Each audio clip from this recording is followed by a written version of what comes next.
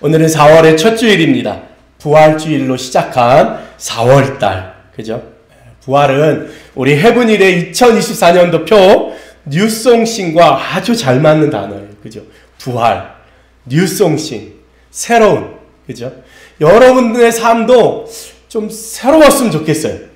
이전 것은 지나가고, 늘 해왔던 거. 그죠? 이제는 부활, 새롭게. 그죠? 예수님이 부활하심으로 인해서 진정으로 하나님의 아들로 이 땅의 구원자로 우뚝 서신 것처럼 여러분의 삶이 이제 진짜의 삶. 그죠? 여러분의 삶에 아무 필요도 없는 적분과 미적분을 구하고, 그죠? 여러분의 삶에 아무 의미가 없는 물리학을 배우고 이랬던 모든 것들 속에 이제 진짜 여러분이 배우고 싶고 알고 싶고 여러분의 삶에 주어진 소중한 것들을 붙드는 이 부활을 맞이하는 4월이 되었으면 좋겠습니다. 우리가 전도서의 말씀을 계속 보고 있어요. 말씀 묵상하면서 이번 주에는 어떤 생각이 드냐면 인생이 허무하다. 그죠? 많이 가져도 채워지는 게 없다. 그죠? 인생이 오늘은 괜찮은 것 같은데 내일은 우리가 알 수 없고 주님의 때가 항상 있어서 우리의 한계, 경계가 있다. 이런 말씀을 전도서의 말씀을 통해서 듣다 보니까 이런 생각이 들더라고요. 그렇지. 아무리 채워도 사람은 채워지지 않고 어떤 것을 이루었다고 해서 그것이 바람을 잡는 것과 같다면 진짜 내가 부러워할 게 없다. 이런 생각. 지금 내 모습과 주변을 돌아보면, 비교하다 보면, 나는 뭐가 없는 것 같고, 저 사람만 풍성한 것 같고, 저 사람은 다 만족하는 것 같고, 저 사람은 최고인 것 같지만, 전도서의 말씀에 비춰보면, 그것도 헛되고, 그것도 어려움이 있구나. 그러면, 그의 모습을 부러워할 게 아니라 뭐요? 오늘 내게 주신 삶의 선물들을 헤아려보는 게 중요하구나. 우리는 비교하면서 살잖아요. 어떨 때가 더 힘들고 어려워요? 비교할 때 그래요. 진짜 없을 때, 그죠? 진짜 없을 때는 그렇지 않아요. 여러분 그거 알아요?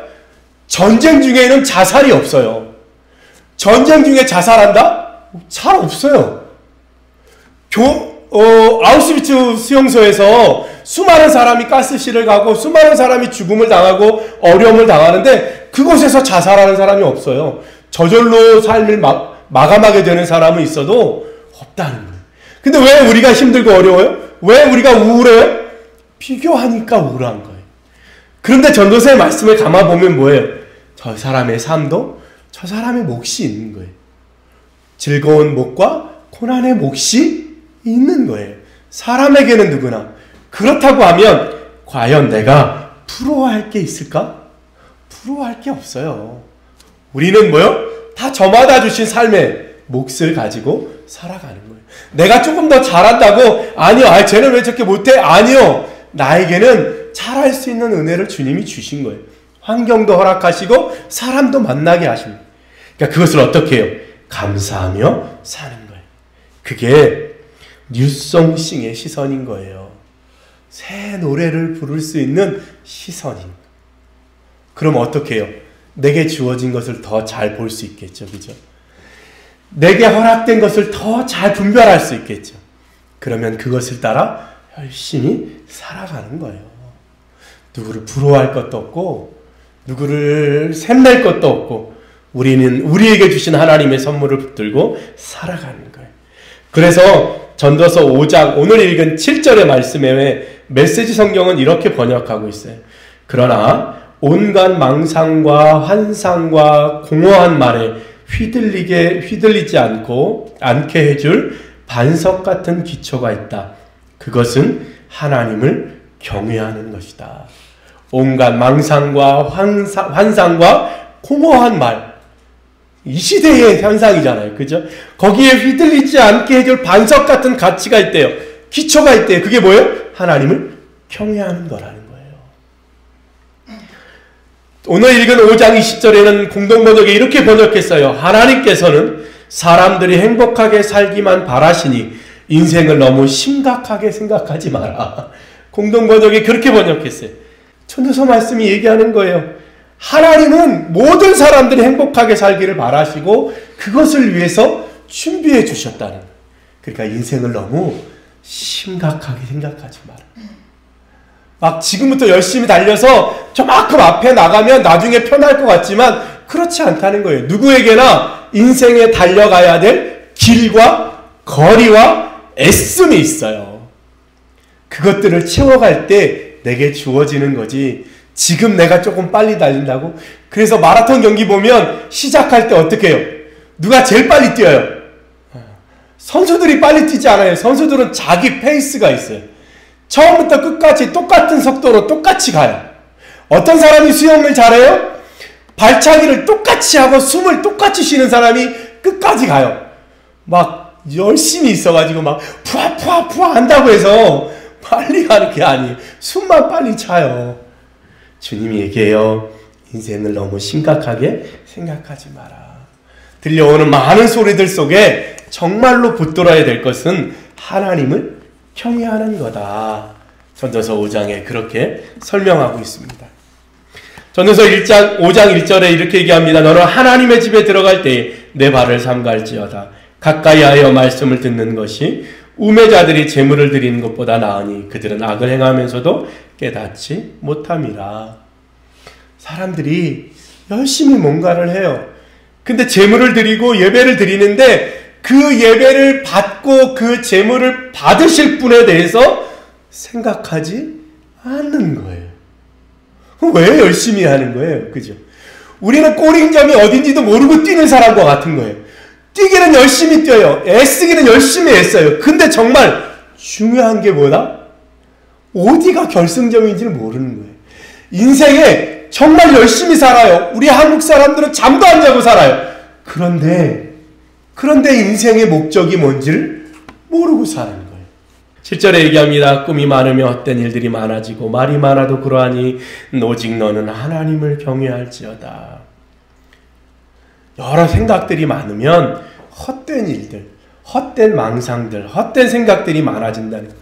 그러니 너는 오직 하나님을 경외하라. 이렇게 얘기합니다. 하나님을 예배하는 것, 하나님을 바라보는. 그럴 때 우리의 걸음이 똑바로 가게 된다는 거예요. 18절에 얘기합니다. 사람이 하나님께서 그에게 주신 바 그의 일생에 먹고 마시며 해 아래서 하는 모든 수고 중에 낯을 보는 것이 선하고 아름다움을 내가 보았나니 그것이 그의 몫이로다. 수고하는 중에 기쁨을 찾는, 기쁨을 누리는 거예요. 나의 몫을 감사하며 받는 거예요. 그렇죠? 19절에 얘기합니다. 또한 어떤 사람에게는 하나님이 재물과 부요를 그에게 주사 능히 누리게 하시며 제 몫을 받아 수고함으로 즐거워하게 하신 것은 하나님의 선물이라. 각자에게 주신 분량, 그 몫이 하나님의 선물이라는 것.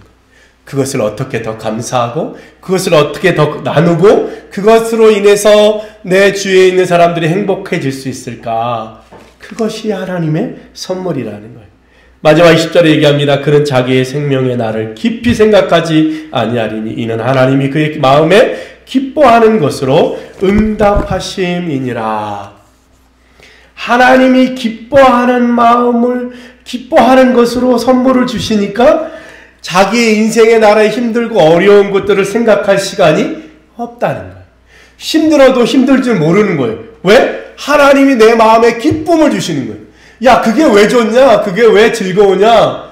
나는 힘든데, 그런데 그거 하는 사람은 어떻게 해요? 주님이 주신 기쁨으로 그 어려움들을 넉넉히 이기더라는 거예요. 어떤 누군가에게는 굉장한 수고예요. 야, 그렇게까지 할 필요 있어? 그렇게까지 애쓸 필요 있어? 그렇게까지 노력할 필요 있어? 그렇게 얘기하지만 그에게는 그것이 기쁨인 거예요. 그에게 맞는 사명을 따라 그 사명에 기쁨을 주시는. 그래서 인생의 힘들고 어려움을 그냥 지나칠 수 있는 힘을 주신다는 거예요. 이게 주님을 경외하는 사람들이 받는 축복이에요. 힘든 걸 힘든 줄 모르고 어려운 걸 어려운 줄 모르는 그것이 은혜입니다. 할렐루야. 그거예요.